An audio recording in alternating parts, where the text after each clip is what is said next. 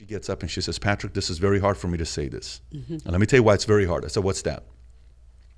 She says, ever since in high school, I wanted to prove to men that I can beat them. So when I graduated high school and college, I opened up my salon. We do very well. I've made millions of dollars. My people and my work that work at the salon, they do very well for themselves. I drive a nice car. I have a nice house. I have money. I have millions. I don't worry about any of that stuff. You know what decision I made last night? I said, what's that? She says, I want a husband. I no longer want to compete with men. I need them. And I'm like, what? She's saying this in front of 2,000 people with her sister sitting right next to her. Wow. And now she's getting emotional. How many 65-year-old women do we have to hear saying that I marched with the feminist movement and I bought into the fact that men are the enemy? I've never been married. I'm alone and I'm miserable and I wish I would have never bought into that philosophy. There's a huge feminist lie that you're going to be happy as if you have a career and if you are a boss babe and I don't want to be a pick-me girl. That's not why I'm saying this. If you want to have your career, you go for it. But I noticed for myself that I was doing that against my nature.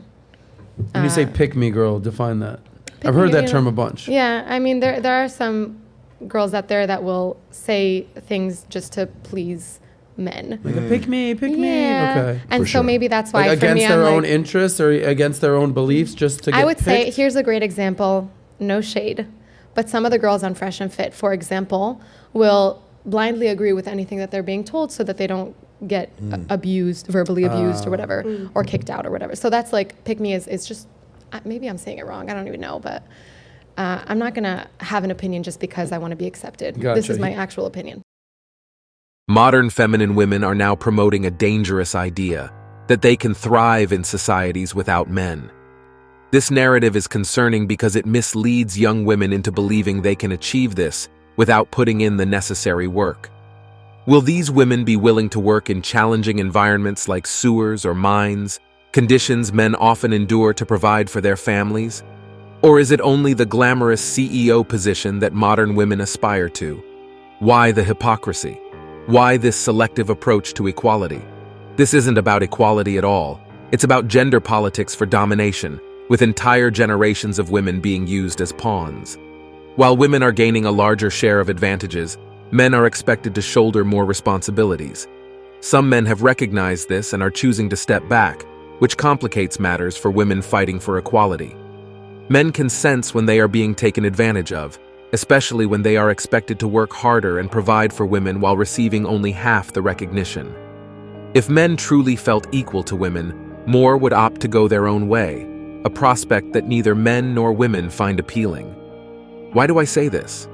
Because true equality would mean men having to compete and live with women who embody traditionally male characteristics, something most men don't prefer in women. Not all women can or want to be like men. What about embracing femininity? Is that concept fading away? Women seem to want men to fall into the trap of engaging in a rigged game of love is our battlefield. By showing vulnerability, women hope to empower men to step up, get involved, and take care of them. However, many men are choosing to go their own way, seeking purposes beyond solely protecting and providing for women, especially as women assert their independence more strongly. If women truly don't need our protection, why do men still exist in their eyes? While women want men to be by their sides, support them, and listen to their problems, they also want men to believe that they aren't entirely dependent on them. Feminism has, in many ways, misled Western women by promising liberation from men. In reality, women often need men more than they realize, as evidenced by their dissatisfaction with work and the growing number of lonely, frustrated women. However, admitting this remains taboo. As our culture potentially shifts towards more conservative values in the coming years, women may come to realize this more clearly. If women truly no longer need our protection, then why do men still exist? Women desire men to stand by them, care for them, and listen to their problems, yet they also want men to believe they are not dependent on them. This is a concept that eluded the individual who underwent gender reassignment. The promise of freedom from men by feminism has had detrimental effects on the lives of many Western women. Women actually rely on men more than they realize, especially as they experience dissatisfaction at work and risk becoming lonely, eccentric cat owners. However, they are reluctant to admit this due to societal pressure. As our culture potentially becomes more conservative in the years to come, women may start to acknowledge this need. This shift could lead women to suddenly express concern for men, ultimately bringing men back to the bargaining table. Feminists are aware of this dynamic, but hesitate to acknowledge it, fearing they may lose their devoted followers, often referred to as simps. Instead, they ridicule men who make independent choices, labeling them as preferring men over women because they refuse to be enslaved by women.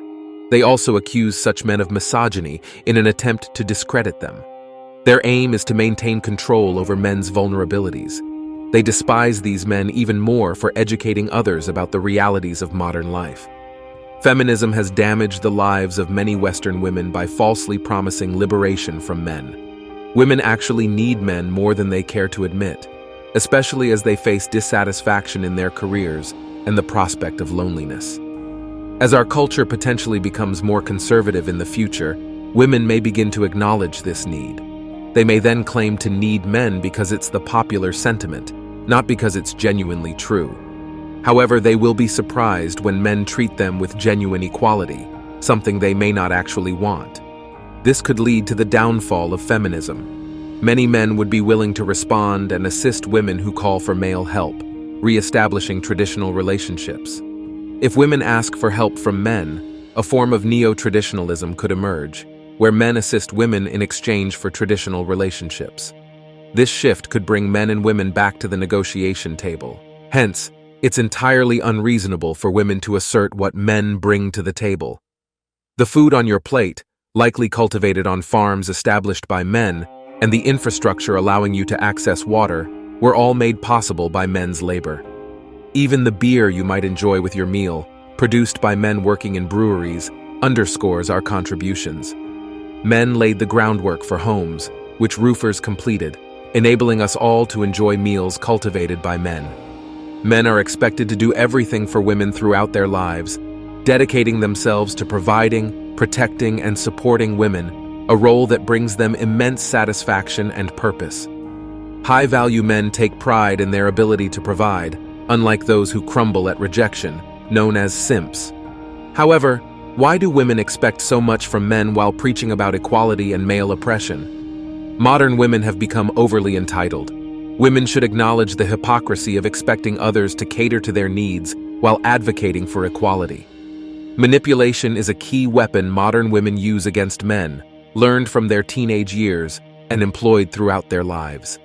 They'll manipulate feelings to get what they want, believing they're entitled to it. They'll manipulate men into buying gifts, accepting infidelity, relocating for their jobs, and even manipulating their beliefs. This manipulation often succeeds with weaker men who are primarily driven by one thing, and they'll endure mistreatment just to fulfill that desire, falling prey to women's manipulative tactics, knowingly or unknowingly. Women's entitlement is unjustified, and men should no longer make concessions for them, as they seem to misunderstand their place in contemporary society. If a woman makes an unjustified claim due to her inflated ego and entitlement, men should ensure she understands her place. The discussion on equality implies that women seek partial equality. They desire equality but are unwilling to work for it. For example, they're unlikely to queue up for construction jobs, but will advocate for equality in leadership positions in male-dominated industries. While they aspire to lead government entities, they advocate for equality in government, aiming to take control of positions held by men who have dedicated their lives and climbed the ladder through sacrifice in an ultra-competitive world. And that's it for today on Sigma Traits. Make sure you hit that like button, smash that subscribe button, and don't forget to ring that notification bell. Support this channel through membership. You can also support through PayPal link in the description. Let us know your thoughts in the comments below. See you all tomorrow.